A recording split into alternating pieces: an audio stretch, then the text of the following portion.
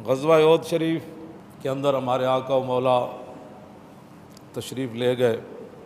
جب عبداللہ ابن ابی مقام شوط سے واپس ہوا رسول اللہ کو چھوڑ کر اور مدینے لوٹ رہا تھا، اور حضور 3000 لشکر کے مقابلے میں تشریف لے جا رہے تھے، جب وہ باز نہ آیا اپنی حرکت سے تو پھر صحابہ میں سے کچھ حضرات نے کہا کہ پہلے ان 300 کو قتل کیا جائے، یہ جو منافق ہیں نا پہلے ان کو قتل کر دیا جائے، ان سے بعد میں پھر لڑیں گے۔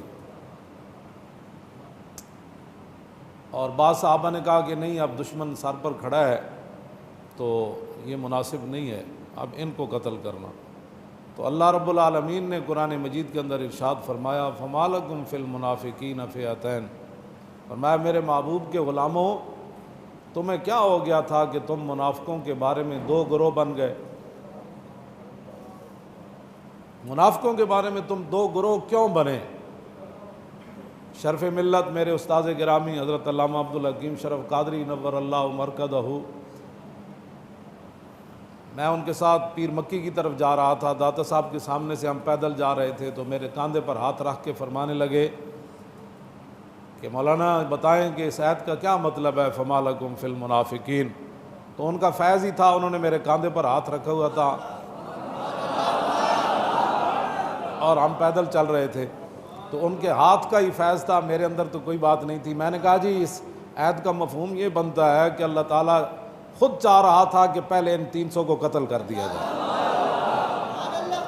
تو مجھے تھپکی دے کر فرمانے لگے یہی بات ہے جو تو نے بیان کی، یعنی اس دن اللہ تعالیٰ بھی یہ چاہ رہا تھا کہ پہلے ان کا فیصلہ کر دیا جائے۔ جو اسلام کے اندر رہ کر اسلام کو نقصان پہنچانا چاہیں، کلمہ پڑھ کر حضور کو چھوڑ کر واپس جا رہے ہوں، تو اللہ نے فرمایا ان کے بارے میں تم دو گروہ کیوں ہوئے؟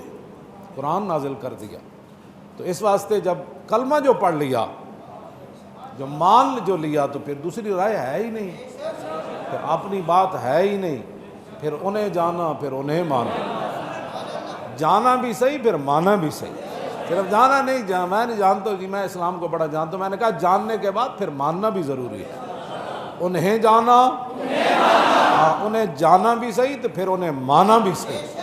تہ بند باندھا ہوا تو گھوڑا پکڑ کر چل پڑے، کفن بھی نہ ملا تو پھر بھی کوئی گلہ تو ان کے اولاد نے نہیں کیا، مصعب بن عمیر کے بچوں نے بیٹھ کر حضور کی بارگاہ میں تو نہیں گیا کہ حضور ہمارا باپ اسلام لانے سے پہلے 400 درہم کا سوٹ پہنا کرتا تھا، لیکن جب آپ کی غلامی میں آیا تو جاتے ہوئے اسے کفن بھی نہ ملا۔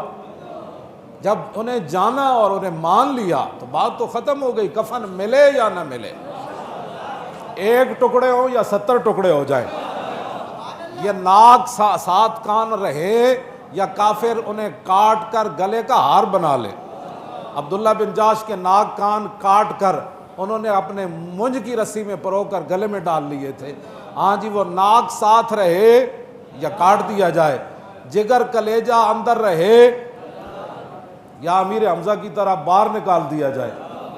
پھر جب جان مان جو لیا، جان جو لیا، تو پھر اس میں کیا ہے کہ ایک ٹکڑا ہوتا ہے یا انس بن نضر کی طرح سارا جسم کیما بن جاتا ہے، ہاں اس کے اندر تو پھر رائے نہیں اپنی رہتی۔ اور میں نے جو آیتیں پڑھی ہیں، اللہ نے فرمایا کہ ہم نے اس دن جو بات کی تھی، ہم یہ چاہتے تھے کہ ایمان والے جو ہے وہ ان کو نکھار کر سامنے لایا جائے، وَيَتَّخِذَ مِنْكُمْ شُهَدَاءَ، اور اللہ تعالیٰ تم میں سے بعض کو شہادت کا مرتبہ دینا چاہتا تھا۔ اللہ خود کہتا ہے میں تمہیں شہادت دینا چاہتا ہوں، کہتے نہیں نہیں ہم نے کافروں سے نہیں لڑنا، ہم تو بڑے امن والے ہیں۔ اللہ چاہتا ہے مسلمان بالکل نکھر کر سامنے آ جائیں، اور اللہ کافروں کی جڑ کاٹنا چاہتا تھا اس دن۔ ام حسبتم ان تدخلوا الجنۃ ولما یعلم اللہ الذین جاہدوا منکم ویعلم الصابرین، فرمایا تم اس گمان میں رہتے ہو کہ تم جنت میں چلے جاؤ گے، تم اس گمان میں رہتے ہو کہ تم جنت میں چلے جاؤ گے، ولما یعلم اللہ الذین جاہدوا منکم، ابھی تو اللہ نے تم میں سے غازیوں کا امتحان ہی نہیں لیا،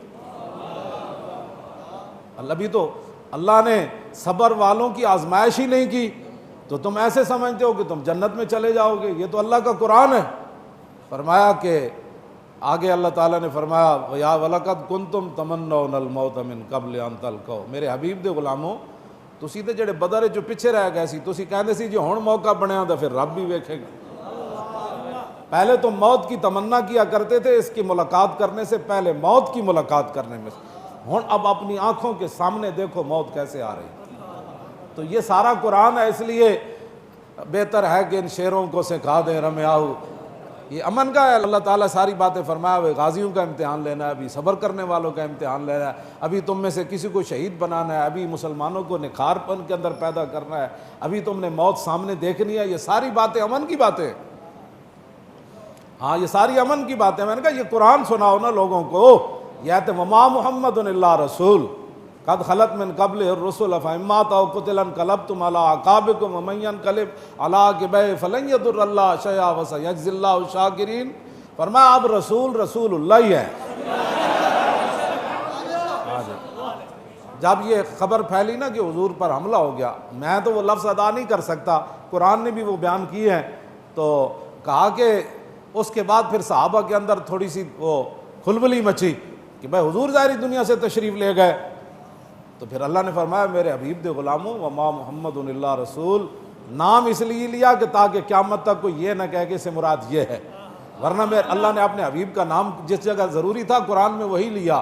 ورنہ یا ایھا المزمل، یا ایھا المدثر، یا ایھا النبی، یا ایھا الرسول، یاسین، یہ فرمایا اب رسول اللہ ہی ہے. قد خلت من قبلہ الرسل، حضور سے پہلے سارے رسول گزر گئے، اب یہ آخری رسول ہے.